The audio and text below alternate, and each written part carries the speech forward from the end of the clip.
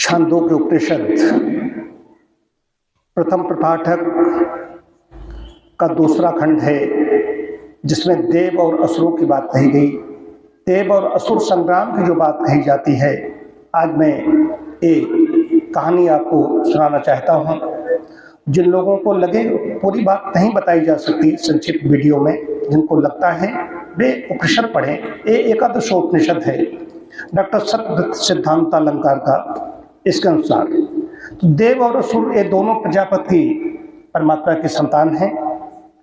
जब ये आपस में लड़ने लगे तब देवताओं ने उद्गीत उपासना की बात कही थी, उद्गीत को इसलिए ग्रहण कर लिया कि इससे असुरों का हम पराभव कर देंगे। उन्होंने नासिका में रहने वाले जो प्राण है इसको साधना चाहा, इस प्राण शक्ति को प्रतीक मानकर इसकी उपासना की।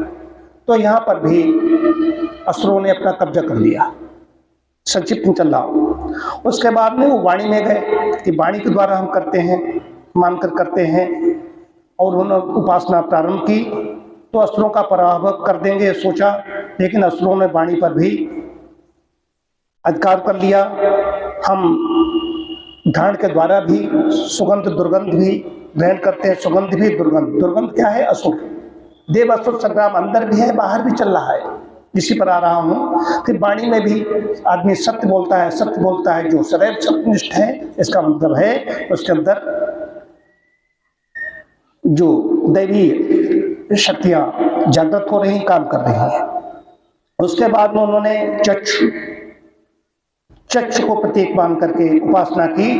तो चक्षु को भी असुरों ने पाप से बीन दिया। उपनिषद का कह रहा है, उपनिषद छंदों को उपनिषद कह रहा है। उसका नेत्रों के बाद में जब उन्होंने देवों ने कहा कि अब कहाँ जाएं, तो श्रोत्र को उद्गीत का प्रतीक मान करके उपासना की। तो श्रोत्र में भी असुरों का पराभव नहीं कर सके, और असुरों ने श्रोत्रों को भी पाप से, श्रोतेंद्रिय को, श्रोतेंद्रिय मतलब है कि जो कानों पर दिखाई देते हैं, श्रोतेंद्रिय नहीं, अंदर जो होती है उसको पाप से बीन दिया। तब देवों ने मन को शरीर में उद्गीत का प्रतीक मानकर उसकी उपासना की, और सोचा कि मन से हम असुरों का पराभव कर देंगे।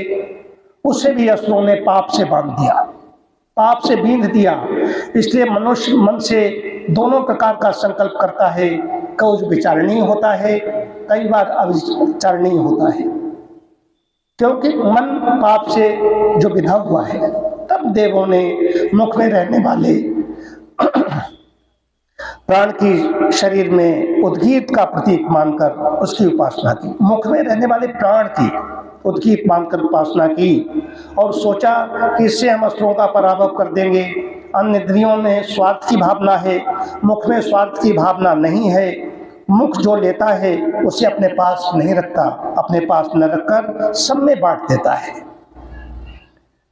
प्राण भी दिन रात चलता हुआ आँख कान नाक सब इंद्रियों में पूरे शरीर में प्रवाहित होता रहता है।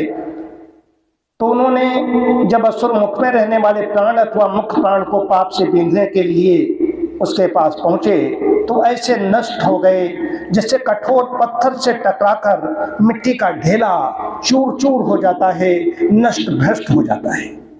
अभी आया ये असुरों का जो हमारे अंदर देवासुर संग्राम शरीर के अंदर भी है और समाज में भी है। असुर हैं, परिवार में असुर होते हैं, लेकिन जो उद्गीत उपासना करता है ऐसे उसका नाश हो जाता है। ये बहुत बड़ी उपासना है। असुरों का जैसे नाश होता है, ऋषि उपनिषद कह रहा है कि जो असुर है, जो शत्रु हैं, जो हमारे अज्ञात शत्रु हैं, जो छुपे हुए शत्रु हैं, हम नहीं जानते लेकिन हमसे द्वेष रख रहे हैं, हमें देख करके उनकी मतलब कि छाती फट रही है, उनके अंदर क्या होता है और नष्ट हो जाते हैं। जैसे मिट्टी का ढेला पत्थर से टकरा करके चूर चूर हो गया। कई बार हम नहीं जानते हैं, घर में, परिवार में, इस समाज में जहाँ पर हम रह रहे हैं, जिनका साथ रोज बैठते हैं, वो हमें मतलब नष्ट भ्रष्ट करना चाहते हैं। लेकिन उद्गीत का उपासक जो है, जो वेद मार्गी है, जो मोक्ष मार्गी है, दुर्भावना रखने वालों का स्वयं ही नाश हो जाता है।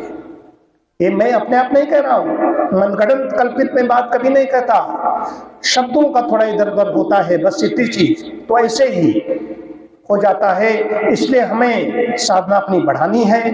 उद्गीत उपासना हम लोग करते ही हैं, इसको हमने और बढ़ाना है। तो और जो हमारे पास सद्भावना रखते हैं, हमारे प्रति सहानुभूत रखते हैं, हमारे हितैषी शुभैषी मितैषी हैं, उन्हें उसका पुण्य मिलता है, उनका उत्थान होता है। और जो हमारे शत्रु हैं, जो कुछ ज्ञात हैं कुछ अज्ञात हैं, उनका पराभव होता है, वो चूर चूर हो जाते हैं, नष्ट भ्रष्ट हो जाते हैं। संसार हो यही है जो असुरता दिखाई दे रही है पूरे विश्व पटल पर, जो हमारे देश में, ये सब ऐसे नष्ट हो जाते हैं। असुर का काम है, असुरता करेगा। तुम्हारा खान पान को भ्रष्ट करना चाहेगा, तुम्हारे रहन सहन को भ्रष्ट करना चाहेगा, तुम्हारे शरीर को नष्ट करने की कोशिश करेगा, लेकिन उनका नाश होना तय है।